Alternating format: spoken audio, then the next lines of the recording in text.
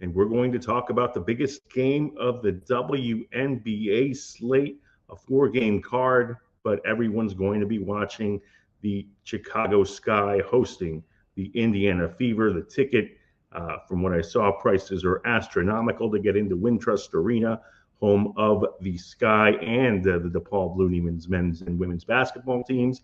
And this one is huge because Indiana is looking to get to 500 for the first time all season since they started 0-0. They have not had a record at 500, and they come in 15-16, while the Chicago Sky 11-19, barely clinging on to the eighth and final playoff spot with 10 games remaining. This game will be available to you nationally on ION, so check your local listings. It tips at 7:30 Eastern time and is the final meeting of the season between these two rivals. And make no mistake, it is a rivalry. Caitlin Clark against Angel Reese. They play together on the WNBA All-Star team. They will play together down the road on the U.S. Olympic team. But right now, both are in the running for the Rookie of the Year, with Caitlin Clark ahead, despite all the double-doubles that Angel Reese has notched. And, scoreboard plays. And right now, Reese's Sky has won 2 of the 3 meetings that these teams have played. So if she can win 3 out of 4, that might offset the fact that Caitlin Clark's Fever have a better record, and she has done really well. Both of them have since coming back from the Olympic break. Indiana 4-1 since returning from the Olympic break. They lost a game 90-80 to the Minnesota Lynx, who have had a fantastic season, but they've had wins over the Phoenix Mercury, the Seattle Storm, and the Atlanta Dream on the road. And most recently, they beat the Connecticut Sun the other night, 84-80. Really impressive win.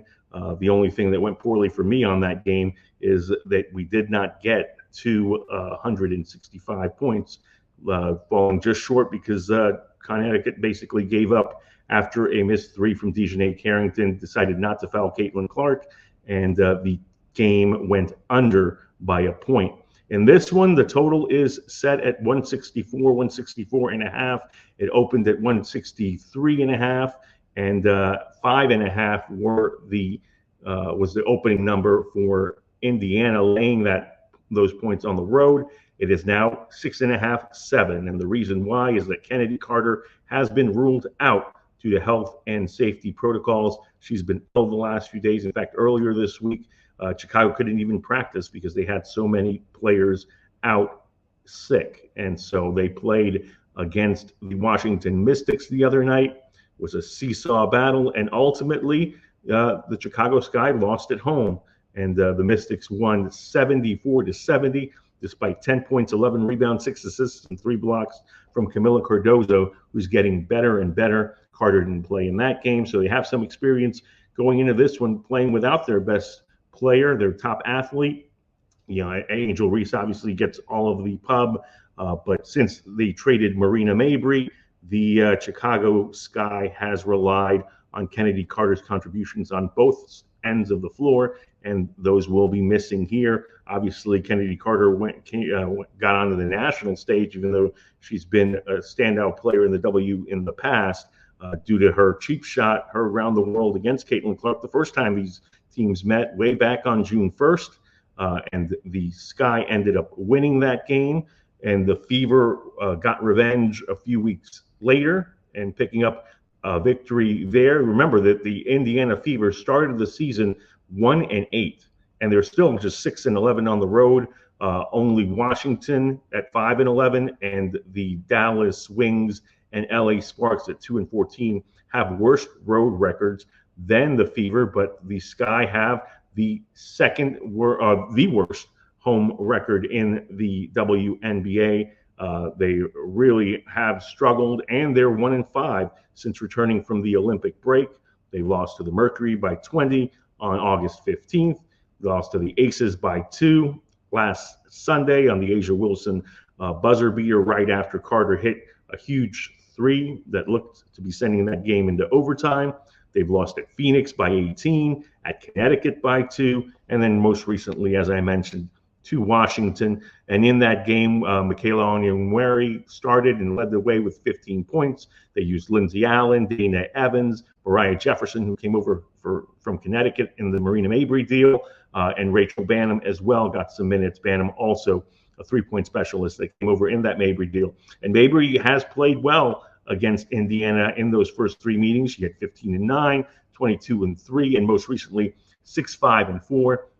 But Chicago chose to rebuild without her. Caitlin Clark in games against the Chicago Sky. Her first one was a little quiet, 11-8-6 in the 1-point loss. In the win, she went for 23-8-9.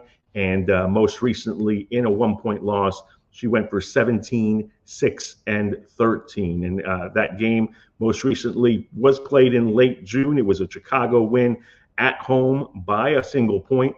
And it was notorious because the Sky won 88-87 as Angel Reese won, snapped the 84-84 tie with 53 seconds left on a layup. But then Leah Boston missed a late shot. Wallace also missed a layup that she could have hit. And Caitlin Clark did not even attempt a shot in the final 2:19. So Christy Sides had a lot of criticism directed her way over that loss, but things have been great for the Fever since then.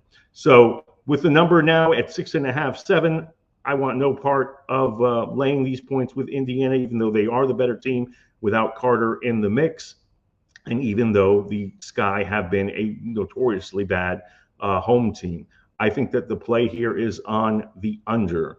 I think with the personnel that Chicago is going to employ to try to overcome Kennedy Carter's absence, they'll look to do so, hang in this game by defending, by rebounding, which they do extremely well. They won the board battle against Indiana in 2 of 3 games. And we'll see a lot more of Diamond DeShields, who played 15 minutes last time out, and will probably get the Caitlin Clark assignment since she's such a dynamic athlete.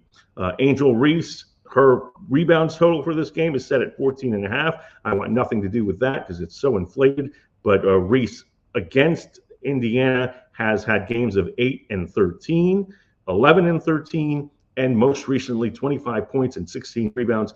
And as I mentioned, the go-ahead bucket in the final minute. Camila Cardozo has also fared really well against Indiana. She had 15-9 in her first game, and that was just after her debut. She had 10-10 and 16-10 most recently. So it would not surprise me if Cardozo comes up with a double-double. If you want to ride her points, rebounds, and assists, I would be on board with that too. I would stay away from Angel Reese's numbers just because they're so inflated. Caitlin Clark's points, rebounds, and assists are 34.5 for this game.